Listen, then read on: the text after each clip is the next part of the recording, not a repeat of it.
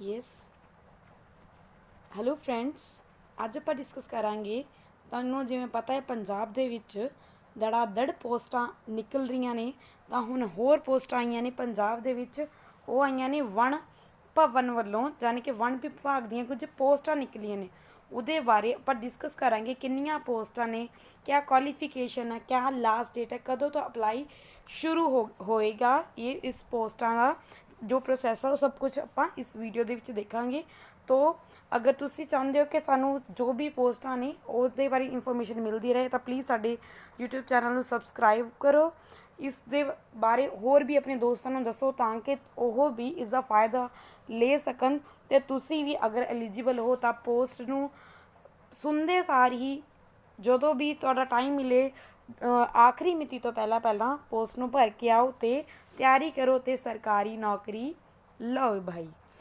ਤੋਂ ਵਣ ਵਿਭਾਗ ਦੇ ਅਧੀਨ ਪੋਸਟਾਂ ਨਿਕਲੀਆਂ ਨੇ, ਅਤੇ ਇਹ ਦੱਸਿਆ ਗਿਆ ਹੈ, ਇਹ ਸਾਰਾ ਇੱਕ ਵੇਰਵਾ ਹੈ ਕਿ ਕਿੰਨੇ ਪੇਜ 'ਤੇ ਕਿਆ ਹੈ। ਤਾਂ ਇੰਪੋਰਟੈਂਟ ਜੋ ਆਪਾਂ ਗੱਲ ਕਰਦੇ ਹਾਂ, ਵਣ ਭਵਨ ਦੇ ਅਧੀਨ ਪੋਸਟਾਂ ਨਿਕਲੀਆਂ ਨੇ। ਜੋ ਇਸ਼ਤਿਹਾਰ ਪ੍ਰਕਾਸ਼ਿਤ ਹੋਇਆ ਹੈ, ਇਸ਼ਤਿਹਾਰ ਪਬਲਿਸ਼ ਹੋਇਆ ਹੈ, ਉਸ ਦੀ ਮਿਤੀ ਹੈ 11/5/2022। ਯਾਨੀ ਕਿ ਇਹ ਜੋ ਨੋਟਿਸ ਆਇਆ ਹੈ, ਉਹ ਨੋਟਿਸ ਆਇਆ ਸੀਗਾ 11 ਮਈ ਨੂੰ, ਮਗਰ ਜੋ ਔਨਲਾਈਨ ਜੋ ਅਰਜ਼ੀਆਂ ਸਬਮਿਟ ਕਰਨੀਆਂ ਸੀਗੀ, ਯਾਨੀ ਅਪਲਾਈ ਕਰਨ ਦੀ ਮਿਤੀ ਹੈ, ਉਹ ਅੱਜ ਯਾਨੀ ਕਿ 19/5/2022 ਦੀ ਹੈ, ਯਾਨੀ ਕਿ ਅੱਜ ਤੋਂ ਹੀ ਸ਼ੁਰੂ ਹੋ ਗਈਆਂ ਨੇ। ਤੋਂ ਸਬਮਿਟ ਕਰਨ ਦੀ ਜਿਹੜੀ ਆਖਰੀ ਮਿਤੀ ਹੈ, ਉਹ 28 ਜੂਨ 2022 ਸ਼ਾਮ ਦੇ 5 ਵਜੇ ਤੱਕ। ਫੀਸ ਭਰਨ ਦੀ ਜਿਹੜੀ ਆਖਰੀ ਮਿਤੀ ਹੈ, ਉਹ 1 ਜੁਲਾਈ 2022 ਹੈ। ਤੋਂ ਕਿੰਨੀਆਂ ਪੋਸਟਾਂ ਨੇ? ਤੋਂ ਇਸ ਦੇ ਇਹ ਗਰੁੱਪ ਸੀ ਦੀਆਂ ਪੋਸਟਾਂ ਨੇ, ਜਿਸ ਦੇ ਵਿੱਚ 2 ਪੋਸਟਾਂ ਜਿਹੜੀਆਂ ਉਹ ਓਪਰੇਂਜਰ ਦੀਆਂ ਨੇ, ਫੋਰੈਸਟਰ ਦੀਆਂ 2 ਪੋਸਟਾਂ ਨੇ, ਵਨ ਗਾਰਡ ਦੀਆਂ 200 ਅਸਾਮੀਆਂ ਨੇ, 200 ਪੋਸਟਾਂ ਨੇ। ਤੋਂ ਮੈਂ ਤੁਹਾਨੂੰ ਦੱਸ ਹੀ ਚੁੱਕੀ ਹਾਂ, ਇਹ 19/5 ਤੋਂ ਇਹ ਅਪਲਾਈ ਕਰਨਾ ਸ਼ੁਰੂ ਹੋਇਆ, ਅਤੇ ਲਾਸਟ ਡੇਟ ਹੈ ਉਹ 28/6/2022 ਸ਼ਾਮ ਦੇ 5 ਵਜੇ ਤੱਕ ਔਨਲਾਈਨ ਤੁਸੀਂ ਅਰਜ਼ੀਆਂ ਭਰ ਸਕਦੇ ਹੋ। ਤੋਂ ਇਹ ਅਸਾਮੀਆਂ ਦਾ ਪੂਰਾ ਵੇਰਵਾ ਹੈ। ਤੋਂ ਇੱਕ ਇਹ ਦੱਸੀ ਗਈ ਹੈ ਇੱਧਰ ਕਿ ਕਿੰਨੀਆਂ ਅਸਾਮੀਆਂ ਨੇ, ਅਤੇ ਇਹ ਜੋ ਔਰਤਾਂ ਲਈ, ਇਸਤਰੀਆਂ ਲਈ ਕਿੰਨੀਆਂ ਰਾਖਵੀਆਂ ਸੀਟਾਂ ਨੇ, ਉਹ ਡੀ ਜੋ ਪੋਰਸ਼ਨ ਹੈ ਇੱਧਰ ਜੋ ਵਾਲਾ ਜੋ ਕਾਲਮ ਹੈ, ਉਸ ਦੇ ਵਿੱਚ ਦੱਸਿਆ ਗਿਆ ਹੈ। ਜੋ ਉਪਰੇਂਜਰ ਦੀਆਂ ਪੋਸਟਾਂ ਨੇ, 2 ਪੋਸਟਾਂ ਨੇ। ਜਰਨਲ ਦੀ 1 ਹੈ, ਅਤੇ 1 ਹੀ ਉਹ ਇਸਤਰੀਆਂ ਲਈ ਰਾਖਵੀਂ ਰੱਖੀ ਗਈ ਹੈ। ਸਾਬਕਾ ਫੌਜੀ ਜਰਨਲ ਦੀ 1 ਪੋਸਟ ਹੈ, ਅਤੇ 1 ਹੀ ਉਹ ਇਹ ਇਸਤਰੀਆਂ ਲਈ ਰਾਖਵੀਂ ਰੱਖੀ ਗਈ ਹੈ। ਇਕਨੋਮਿਕਲ ਵੀਕਰ ਸੈਕਸ਼ਨ ਯਾਨੀ ਕਿ EWS ਦੀ 2 ਪੋਸਟਾਂ ਨੇ, 1 ਪੋਸਟ ਹੈ ਉਹ ਇਸਤਰੀਆਂ ਲਈ ਰਾਖਵੀਂ ਰੱਖੀ ਗਈ ਹੈ। ਤੋਂ ਵਨ ਗਾਰਡ ਦੀਆਂ 200 ਪੋਸਟਾਂ ਨੇ, ਜਰਨਲ ਦੀਆਂ 100 ਪੋਸਟਾਂ ਨੇ, ਅਤੇ 33 ਇਸ ਦੇ ਵਿੱਚੋਂ ਵੂਮਨਸ ਦੇ ਲਈ, ਗਰਲਸ ਦੇ ਲਈ ਇਹਨਾਂ ਨੂੰ ਰਿਜ਼ਰਵ ਕੀਤਾ ਗਿਆ ਹੈ, ਰਾਖਵੀਂ ਰੱਖੀ ਗਈ ਹੈ।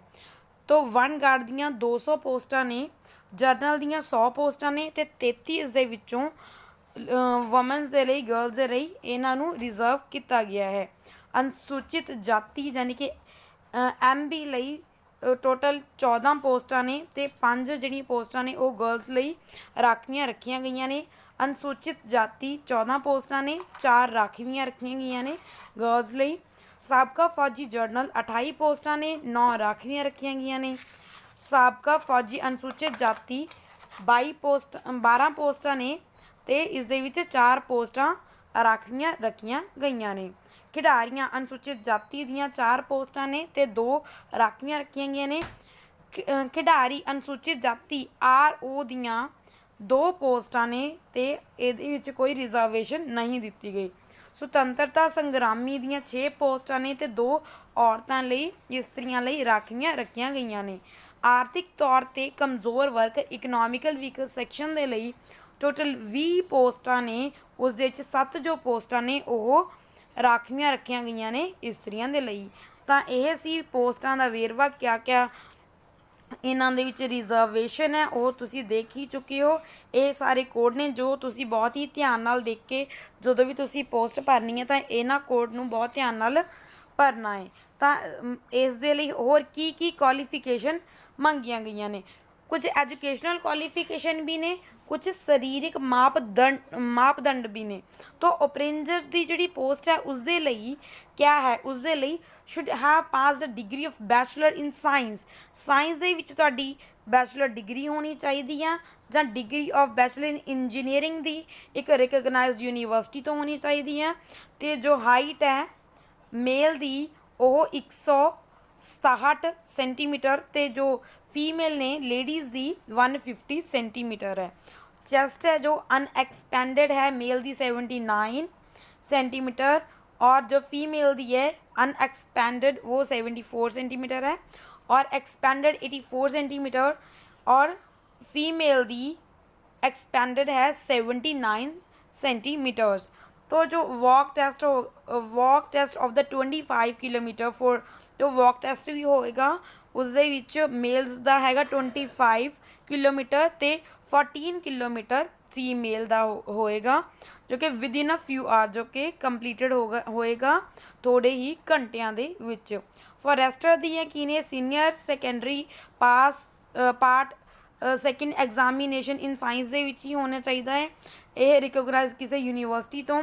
इस दे लई भी जो हाइट है वो मुंडियां दे लई मेल दे लई 167 सेंटीमीटर, फीमेल दे लई 150 सेंटीमीटर। चेस्ट जो अनएक्सपेंडेड है वो 79 मेल दी और फीमेल दी 74 सेंटीमीटर, और एक्सपेंडेड है 84 सेंटीमीटर मेल दी ते फीमेल दी 70 मेल दी और फीमेल दी 74 सेंटीमीटर, और एक्सपेंडेड है 84 सेंटीमीटर मेल दी ते फीमेल दी 79 सेंटीमीटर एक्सपेंडेड जो चेस्ट होनी चाहिए है।